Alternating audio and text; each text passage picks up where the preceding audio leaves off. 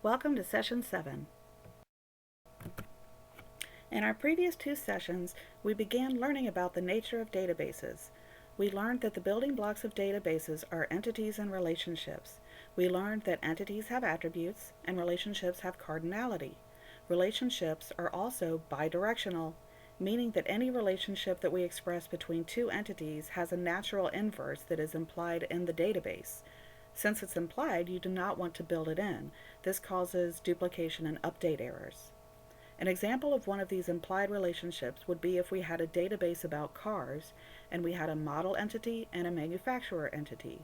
The relationship between these two entities we would express as model is made by manufacturer.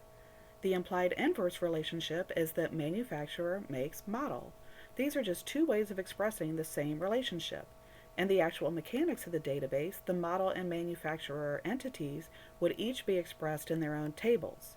The columns of those tables would correspond to attributes or characteristics of models and manufacturers. It might look something like this. Models might have a name, a chassis type, and a release year for the first year of that model, and a primary key, of course. Manufacturer would have a primary key, a name, maybe a headquarters location. Each of those attributes would be columns in the manufacturer table.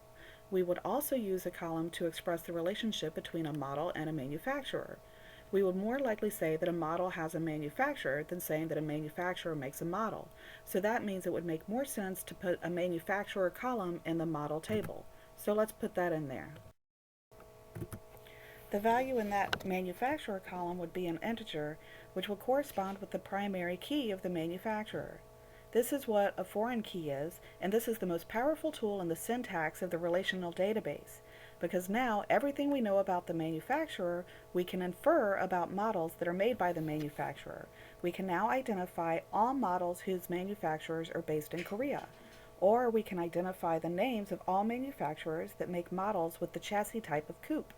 If we simply use the name of the manufacturer in the model table instead of that foreign key, we wouldn't be able to make any of those inferences because the name of the manufacturer is just a lifeless string of characters. So going back to our review slide, I also want to reiterate that we talked about two different kinds of breakout tables. What distinguishes a breakout table from a regular table? I see tables as being either main tables or breakout tables. Main tables are tables that correspond to the entities you want your database to describe. Like in our university database, the main tables would pertain to people, courses, departments, that kind of thing. But there were some tables in that database that we put in out of some kind of design preference or even a necessity so that we can store the needed data without violating any database rules. So the first kind of database table is the controlled vocabulary. In the university database, we might want to put a controlled vocabulary of states, in which case we would create the table, giving each state a primary key ID number and affiliating that ID number with the name or the two-letter code of the corresponding state. We wouldn't want to think of this state table as a main table because it doesn't inherently provide any meaningful data to the database. Rather, it was a design preference that we wanted to mitigate the potential for people to enter state names incorrectly or inconsistently. The state is but one of several attributes of a person. Now, the other kind of breakout table is the one we create whenever we see a relationship whose cardinality is of the many-to-many type. If the maximum value is many on both sides of the relationship, we have a many-to-many relationship. Like we saw with the relationship between students and course offerings. Any given student can be enrolled in many courses, and any given course can have many students enrolled in it. In order to obey the first rule of normalization, that any database cell cannot have more than one value in it, we need to create a breakout table with two columns. Both columns are foreign keys that refer to the entities involved in the relationship. So the breakout table for students enrolled in a course would have a students column and a course offering column. And the values in those columns would be integers that correspond to the primary keys of students and the courses they are enrolled in. Again, I'll point out that these breakout tables are not part of the conceptual design of the database. It's a technical implementation detail that necessitates the breakout table. Conceptually speaking, the course offerings taken would be a natural attribute of student, and we would store a student's courses in the student table. But the first rule of normalization says that we needed to break it out. So we did. Now that's your refresher on database design. For the rest of this session, we're going to look a little more deeply at a couple of slightly advanced design ideas. Then we'll look at how we can use SQL to extract information from the database, which after all is the entire reason for constructing the database in the first place, to get something out of it when needed. Then at the end, we'll look at how database design fits in with some of our 670 concepts so far.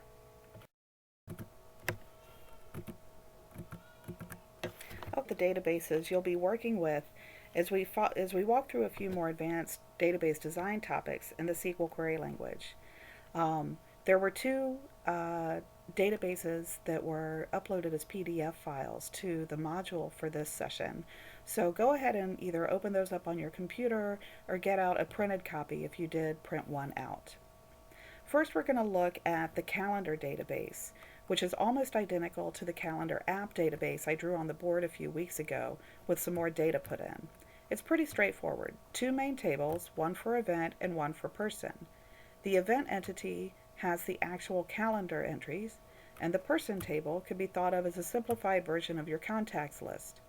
Then we have two breakout tables. One is a controlled vocabulary of event types so that we can classify different kinds of events in the calendar.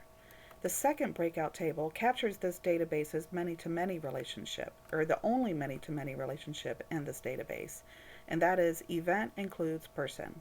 Any given event can potentially include many people, and any given person can potentially be included in many events. So there are no new features or tricks in this database. It should look pretty simple and straightforward. The next database is the movie database, which is a little more interesting and complex. This database is a derivation of the database assignment that one of your groups worked on during our last class. Let's talk through what's here. First, we have two main tables, person and movie. No surprises there. The deceased column in the person table and the seen column in the movie table are both using the Boolean data type, so a 0 means no and a 1 means yes. Ignore for now the two breakout tables on page 1 and go look at page 2. You'll see a handful of controlled vocabulary tables for genres, location, formats, and jobs. There's one standard many-to-many breakout table that assigns genres to movies and allows for movies to have multiple genres. I want to use this table to illustrate a concept that we haven't yet worked on, called a compound primary key. As you may or may not have noticed so far, these many-to-many breakout tables that we've been looking at so far don't have their own primary keys. That's because these tables describe relationships, and we don't think of relationships as having primary keys necessarily. It's entities that have primary keys. But still, in the technical rules of database systems, any row in a table must have a unique identifier, regardless of what kind of table it is. Now, if we want to, we can just create another column in these breakout tables and make that column the primary key. That would work, and you wouldn't be doing anything really wrong if you took that approach. But another way that you could get that primary key requirement taken care of without adding a column to the breakout table is to use a compound primary key. In your database system, when you're building your tables, you can specify that a combination of columns acts as a primary key. There's no rule that the entire primary key must be contained in one cell. So the movie genres breakout table, you can use the combination of the two foreign keys as a unique identifier for that particular instance of the movie genre relationship. You can do this because there would never be two instances of the same genre being assigned to the same movie. If that tried to happen, it would be an error, just as much as it would be an error to assign the same university ID to two different students, or to load all the same information about the same student twice in the university database. So the compound primary key ends up becoming a slightly more concise and elegant way to uniquely identify a row in a breakout table. Now, you may ask, why wouldn't I want to use a compound primary key to identify main tables? The reason for that has to do with the likelihood that you will want to use a main entity's primary key as a foreign key somewhere else. It's much easier to use a primary key as a foreign key when you can do so with one value in one column. If a primary key requires multiple columns to express, then every time you want to refer to the entity designated by that primary key, you would have to use two or more columns of the compound key rather than a one column entity ID number. Some database management systems won't even let you do this. Since many-to-many breakout tables describe relationships, it turns out that we almost never anticipate having to refer to that relationship in another table in the database, so we don't need to give these tables a primary key. Now, coming off of this idea of compound primary, two breakout tables on the first page of the movie database. Each of these tables is 3 columns, but you'll see that all 3 columns in both tables are foreign keys. That's because these tables capture what are called ternary relationships. A ternary relationship is a relationship that exists among 3 entities. One important characteristic of a true ternary relationship is that in order for it to be the real thing, it must be true that the relationship cannot be accurately stated without all 3 pieces of information. Let's look at the examples in the first table. This table says that there's a 3-way relationship between a person, a job, and a movie. We would state this relationship in English as a person had a job on a movie. We did it this way because there are some people in the movie industry who have different jobs on different movies. They act sometimes, direct sometimes, produce sometimes, etc. We also created a controlled vocabulary for jobs, so job is an entity. Now, this table allows us to distinguish how a given person participated in the production of a movie. And if the same person was in the same movie as an actor and as a director, then even though the foreign keys in the first and third columns would be identical, the second column would have a different foreign key. So you would be keeping intact the uniqueness of the compound primary key. Yes, ternary relationship tables also have compound keys, just like many-to-many breakout tables. It's important to see that the 3 pieces of the relationship cannot be broken out to 2 different relationships.